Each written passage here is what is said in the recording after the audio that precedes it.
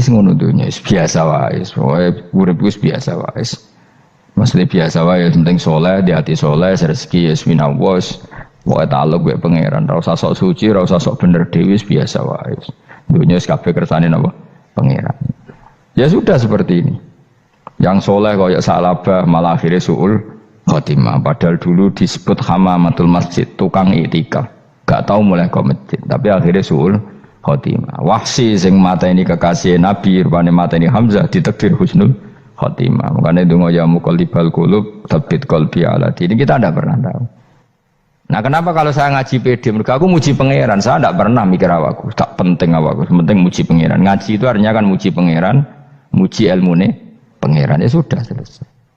Itu anakku donga itu mikir awakmu dhewe. Mulane donga mek ngaji ku derajate dhuwur ngaji. Mergo ngaji muji pangeran, nak donga mikir awake dhewe. Makanya masyhur itu ada dua kelompok di masjid, yang satu diskusi halal haram, yang satu berdoa. Nah, terus Nabi keluar dari rumah berdiri sempat ragu, saya kemana? Terus akhirnya Nabi ngendikan mereka itu berdoa kalau Allah mengabulkan ya disembadani. Tapi mereka belajar halal haram. Itu perintahnya Allah, saya sebagai Nabi. Terus akhirnya Nabi gabung kelompok yang belajar halal haram. Karena belajar halal haram artinya ingin menghidupkan hukumnya Allah Ta'ala. Tapi nak wong donga kepingine iku kabul kajate. Intine mikir awake dhewe. Makanya saya termasuk ulama yang jarang berdoa. Tapi ya berdoa tapi kadang-kadang. Nah kowe kan gak kontribusi ning agama ora pati ya ndonga. Oh dasar murahan. Ya tapi piye mulang ya ora payu. Jadi kadang-kadang kula dibantah. Lah jenengan mulangi payu Gus. Lah kula ora payu, ndonga-ndonga ngono. Ya tapi aku ngerti pangeran ra bakal nyembadani barno ora Gus. Pangeran yo paling wis dikai sithik ngono cukup. Kula termasuk orang yang enggak setuju ya kalau orang sholawatan terus berlebihan tapi khidmah ini Nabi kurang. Maksudnya gini loh, sholawatan berlebihan ya. Redaksi sholawat tentang Nabi itu kecil. Bukan sholawat jumlahnya enggak. Redaksi tentang Nabi itu kecil, sementara tentang keinginannya itu saya tidak suka. Saya suka sholawatan itu ya yang nyifati Nabi banyak, kemudian keinginannya kecil. Itu bagus. Kayak Ikhya itu loh, kayak Ikhya Abdul Hasan Asadili itu kalau dongo itu jaluke mau swidik paling baris paling terakhir. Misalnya gini, nahmaduka ya man huwa la ilaha illa anta ar-rahmanur rahim, itu langsung in sampai nyifati Allah itu 99. Buar ngono nganti berkuras-kuras. Lagi terakhir mau jaluk dongo sithik. Nah kowe kan enggak muni muji Allah mau basa-basi tok. Alhamdulillah rabbil alamin wassalatu wassalamu ala Muhammadin. Monggo syarat tok. Baru ke Allahumma inna nas'aluka nganti telung lari. Tolong halaman. Tapi pas muji pangeran, alhamdulillah rabbil alamin wassalatu wassalamu ala Muhammadin. Bariku terus dongo njaluk mapan, tolak buala. Yo aja. Mana jare pangeran? Muji kekasihku suwidik dongane kecangkeman. Lah saya tuh gak suka jenis itu. Harusnya sholawatnya itu yang panjang. Maksudnya nyifati Nabi yang panjang. Baru mintanya sedikit. Itu bagus. Di akhlak. Makanya saya diantara sholawat yang senang itu sholawatnya Habib Ali Al-Habsyi yang arang Simtudur. Itu kalau beliau baca sholawat itu sholatan yattasilu biha ruhul musolli alaihi bi fayam basitu fi qalbi sirru nuri ta'alluqi bi wa hubbi wa yuktabu biha bi inayatillahi ta'ala fi hisbi. Jadi dia baca sholawat itu, ya Allah berikan sholawat kepada kekasihmu Muhammad. Dengan sholawat ini rohnya saya, musolli itu rohnya saya yang membaca sholawat bisa sambung dengan rohnya Rasulullah. Dan setelah sambung saya terhitung sebagai orang yang mencintai Rasulullah. Dan saya berharap dari cinta itu saya tertulis sebagai umatnya. Nah aku kan enggak mau sholawat itu mau saya termasuk orang yang enggak saya loh ya. Tapi ya tetap baik dibanding nganggo primbon ya satu sholawatan itu. Tapi boleh punya etika lah dengan Rasulullah itu. Boleh kalau dongo nyifati Nabi yang banyak, ya baru keinginan.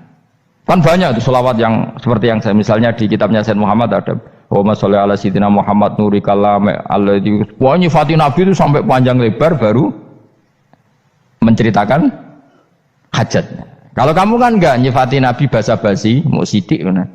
Malah kadang orang sholli ala Muhammad. Kok ala Muhammad muni Sayyidina aja disoal. Masalah terus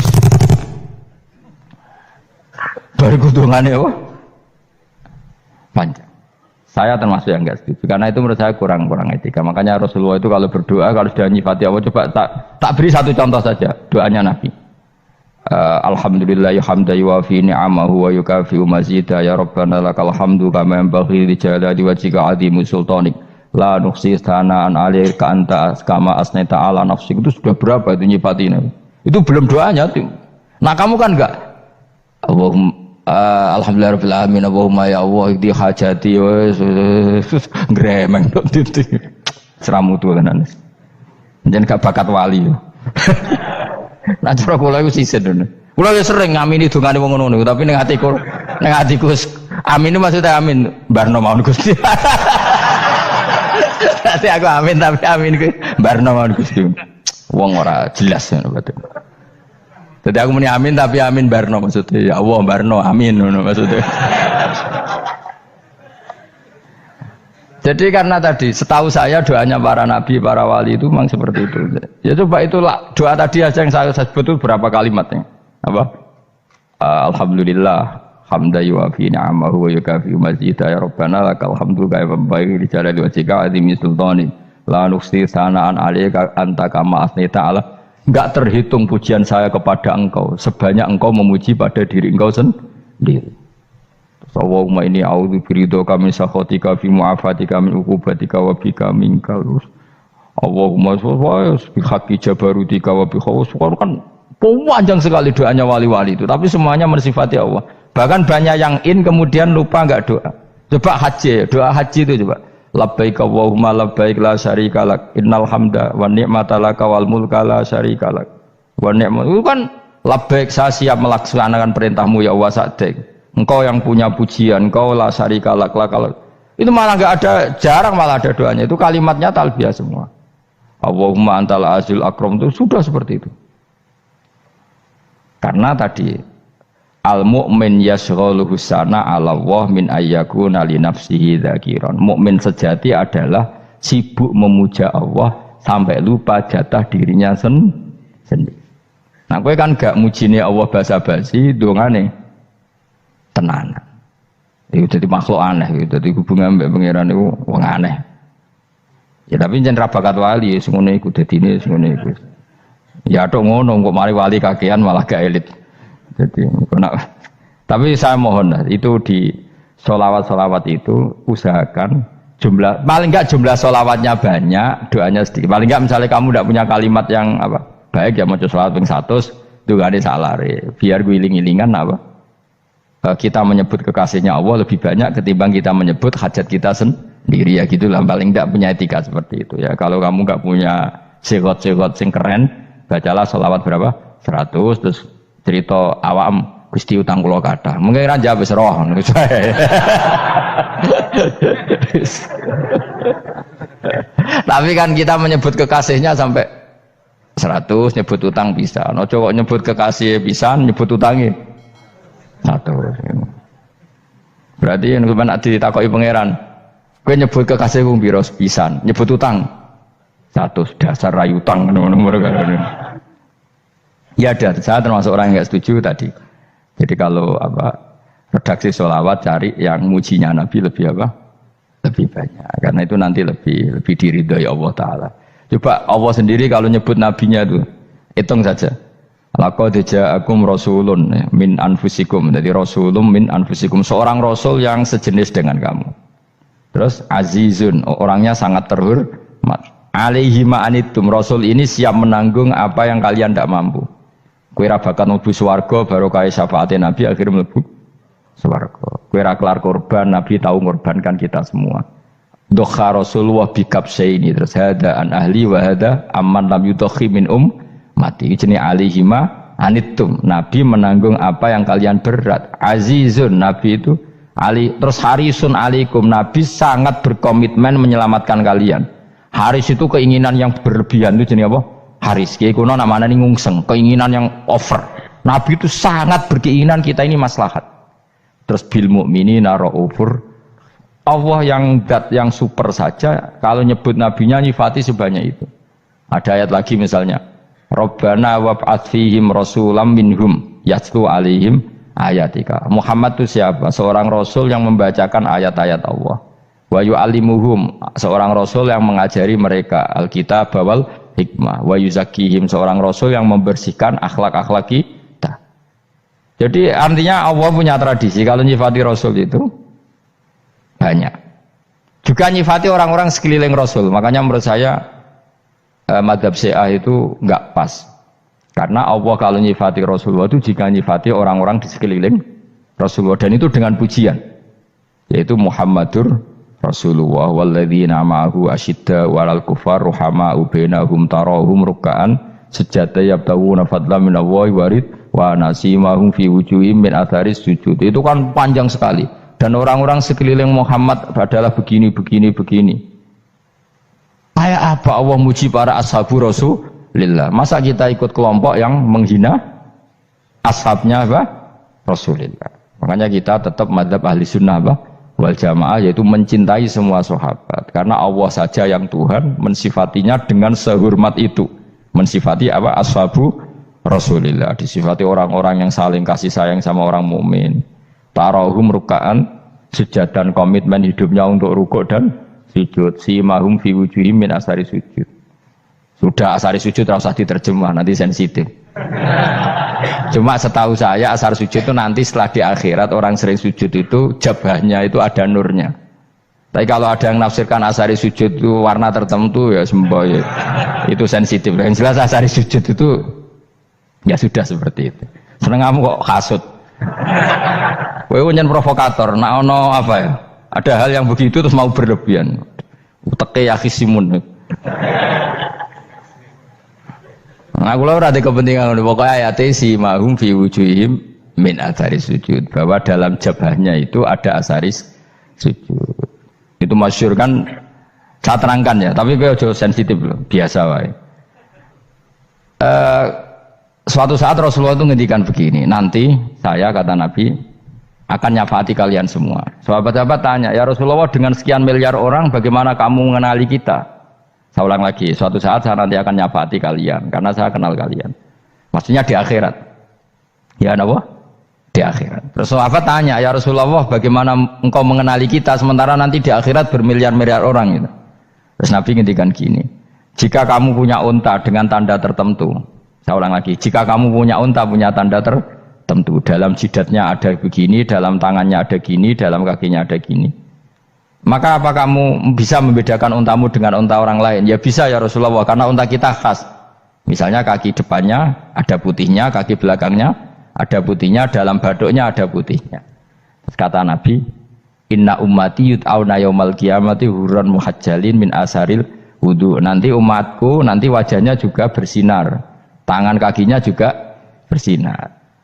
Jadi asar itu saya pastikan secara riwayat itu akhirat, maksudnya tentang akhirat. Tapi bahwa yang di dunia ada yang memulai asar itu nggih monggo mawon. Loh itu bagus kan, artinya ekspresi percepatan. Ndak apa-apa loh, daripada kok kowe ora jelas ini gitu. Maksudnya ya orang ngetok kowe pancen jarang sujud tenan. Wis ora usah sensitif, tapi yang jelas ya nanti. Ya soben kiamat ruang samu. Nanti hisab itu nanti kalau hitung hanya sekitar 3 jam. Hisabnya sak dunia itu hanya sekitar, karena malaikat itu tidak kesulitan sama sekali. Tak warai ya. Ini enggak akan salah saya dalam hal ini karena riwayatnya sahihah. Kenapa hisab itu hanya butuh rubu'un nahar, 1/4 dari siang enggak? Anggap saja siang itu 6 jam atau 12 jam itu enggak aja terserah. Kalau 12 paruhnya kan 6 ya. Seperti 1/4-nya berarti 3. Itu gini. Jadi nanti di mahsyar itu kan yauma tabyaddu wujuh wa taswaddu wujuh. Yaudah yang kafir itu gelap, hilang. Wajahnya, tubuhnya semuanya gelap. Yang mukmin itu semuanya terang. Jadi sudah yang tabyaddu wujuh wa taswaddu wujuh otomatis terus nyingkap.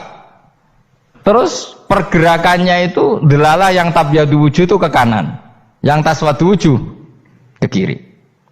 Maka kamu jangan punya sinar yang kelap-kelip, nanti kena bego yang karena gak jelas tadi. Maka kamu harus sinarnya yang sejelas-jelasnya. Ghurran muhajjalin min asaril. Bila perlu nur kamu sampai menembus langit saat itu. Makanya ketika orang mukmin sudah nurnya ada di muka, ada di tangan, masih ngendikan Rabbana atmim lana nurona, karena takut masih kena bigo tadi.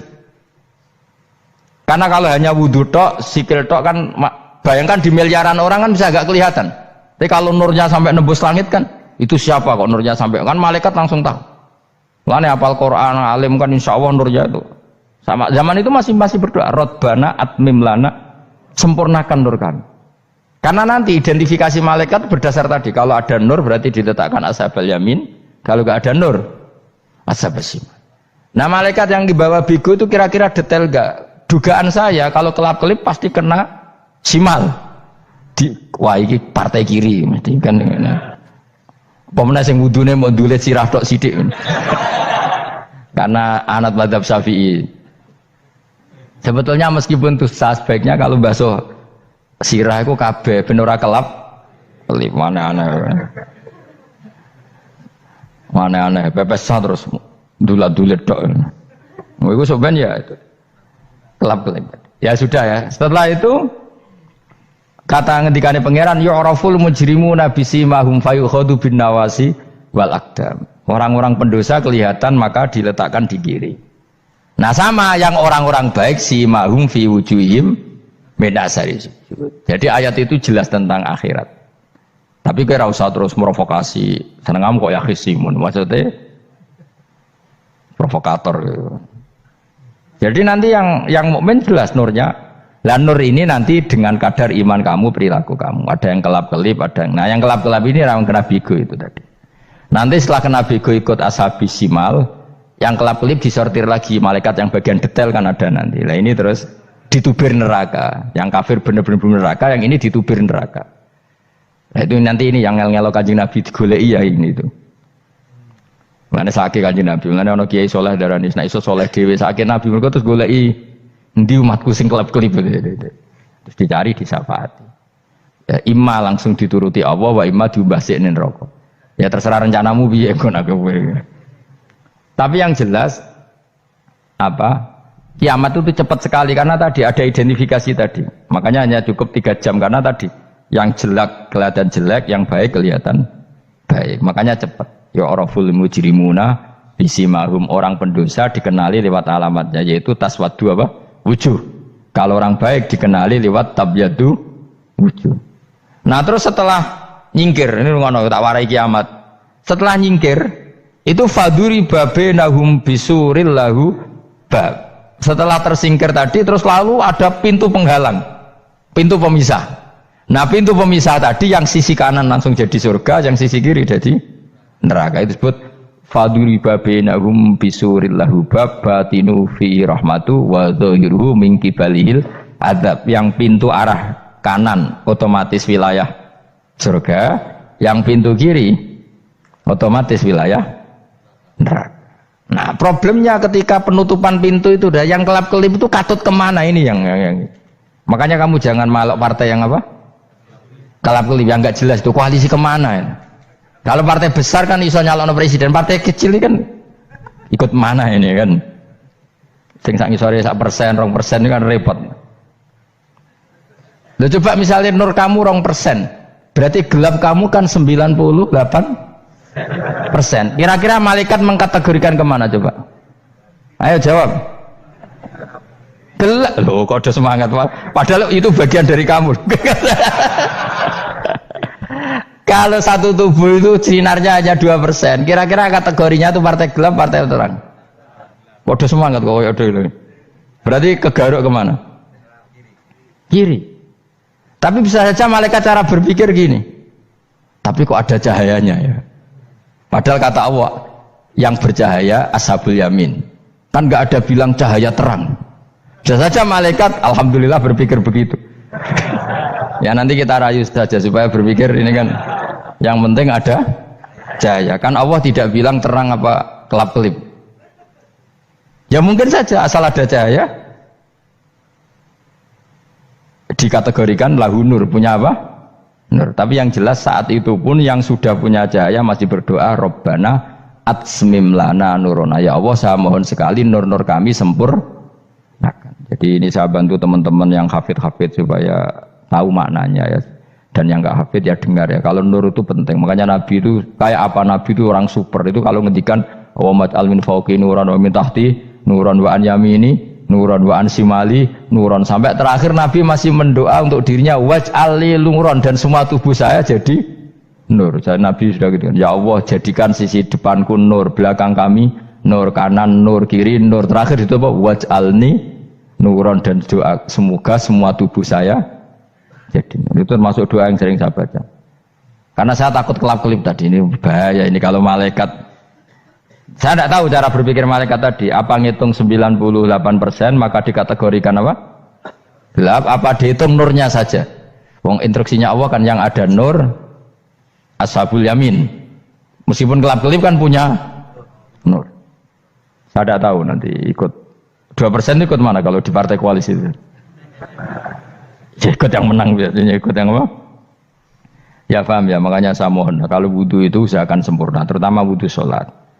Kalau nggak wudhu sholat itu sebaiknya nggak sempurna, supaya ada bedanya wudhu sholat sama wudhu tidak sholat. Rasulullah itu masyhur gitu ya. Rasulullah itu kadang tawaddu'a wudhu'an khafifan, wudhu yang sederhana, yaitu hanya sekali-sekali dan tidak sempurna. Ketika ditanya as-sholat ya Rasulullah, tidak. Misalnya saya habis makan, mau tidur, biasanya ya wudhu, tapi tentu tidak perlu sesempurna kayak wudhu sholat, biar ada bedanya. Rasulullah juga gitu, beberapa kali beliau wudhu tapi tidak sesempurna wudhunya untuk sholat. Masyhur itu di riwayat tawaddu'a wudhu'an khafifan duna wudhu'ihi lis sholat. Tapi kalau wudhu untuk sholat asbaghal wudhu, menyempurnakan wudhu. Jadi supaya ada bedanya wudhu sholat dan wudhu tidak sholat. Saya gak wong sore iso ngaji podo kabeh. Abu Bakar ya gitu. Ana wong poso sunat kok nyediakno buka dimarahin. Istrinya pernah nyediakan buka beliau untuk puasa sunat. Itu embernya dipecahi Abu Bakar. Ditanya, kenapa gitu? Apakah kamu akan menyaingi Ramadan? Jadi gak boleh memperlakukan puasa sunat kayak Ramadan. Ya biasa saja kalau puasa sunat tuh, wah, buka kolak, apa? Ramadannya ya iri tuh. Ini gimana kok saya disaingi ini? Jadi kabeh itu ada proporsinya, ada apa? Makanya megang Quran ya wudu, megang wudu. Nah, kabeh gitaran terus wudu, pengiran tersinggung. Piye kok menjegal gitar wudu? Jadi gak boleh kebaikan disaingi itu juga gak boleh. Bapak gue sergap wudu sampai nyekel gitar. Yo, Quran tersinggung, wah semen ibu gak sembunyi kan. Malaikat panitia kan ya tersinggung. Kabeh itu kan ada proporsinya, apa? Ada proporsinya. Itu hebatnya Rasulullah. Jadi kalau beliau wudu, bahkan wudu itu wudu li sholat sama tidak sholat itu. Misalnya sholat sunat itu kamu mampu ngadeg boleh nggak duduk? Boleh. Kalau sholat fardu nggak boleh, biar ada bedanya. Fardu itu spesial, nggak boleh, harus berdiri. Kalau sunat pun harus berdiri. Fardu tersinggung, iya sunat kok nyaingi aku kan gitu kayak. Ya makanya sholat fardu wajib berdiri ya. Sholat sunat boleh duduk meskipun mampu loh ya. Nggak boleh sama. Sholat sunat pun harus berdiri. Berarti ada sunat menyaingi fardu. Ya jelas ya. Jadi aturan main itu harus jelas. Nggak boleh. Makanya Abu Bakar itu nggak mau kalau ada orang puasa sunat kemudian apa? Abdullah bin Mas'ud lebih parah. Dia itu tukang nyuwepeng orang yang selalu sholat duha. Makanya saya itu duha itu jarang karena takut kena sweepingnya siapa? Abdullah bin Mas'ud. Itu ada orang khusyuk tiap hari duha disweeping sama dia. Apakah kamu menjadikan sholat ini jadi fardu? Kok mbok lakoni bedino? Awas nang mbok lakoni bedino. Daerah akhir duha dilakoni bedino. Perkara ini butuh duit. Itu kalau zaman Abdul Mas'ud kena sweeping apa? Karena berarti menandingi fardu. Yes, kira usah anut ilmu ku bahaya itu di sensitif. Cuma ini kan ilmu tetap tak utarakan. Biar kamu tahu, nggak boleh fardu disaingi itu nggak. Coba kan banyak ketentuannya tadi. Contoh paling gampang itu apa? Kalau sholat fardu boleh, nggak boleh apa? Duduk. Sholat sunat boleh duduk. Sholat sunat boleh di kendaraan sesuai jalannya kendaraan. Nama tawajjahat bi rohilatu. Kalau sholat fardu, kalau kamu naik unta harus turun untuk memastikan di kiblat. Jadi banyak sholat sunat kamu dalam keadaan najis sudah tidak boleh dilakukan. Kalau sholat fardu, karena saking pentingnya fardu, meskipun dalam keadaan najis ya menemukan alat sesuci harus tetap sholat. Jenenge sholat dihormatil waktu, karena nggak boleh fardu ditinggalkan. Meskipun nanti harus iadah, karena nggak boleh mengalahkan fardu meskipun itu oleh najis. Jadi misalnya kamu pergi hanya bawa satu celana, kemudian di terminal atau apa kena najis, kena uyah sampean misalnya, kamu harus tetap wudu dan sholat. Karena nggak boleh fardu ditinggalkan. Meskipun nanti harus iadah, karena sholat kamu tidak sempurna. Dalam keadaan celana kamu najis, boleh nggak sholat sunat? Oh nggak boleh. Karena kalau fardu itu darurat, memang sesuatu yang harus, maka dilakukan. Tapi kalau kamu dalam keadaan nggak suci, nggak boleh melakukan sholat apa? Sunat. Karena fardu itu spesial apa? Spesial. Bun kalau terus nongol. Wamtazul yauma ayyuhal mujrimun. Ya, jadi orang mujrimun harus terpisah dari orang apa? Mukmin. Dan yang keharusan itu ketika di surga. Tapi kalau di dunia ya boleh muamalah boleh. Ya muamalah yang halal maksudnya. Infaridu tegese misau sira kabeh ana mukminin sing pira-pira mukmin intakhtilatihim. Nalikane campure kufar utawa al mujrimin bi iklan al mukminin. Utawa rujuke balik boten apa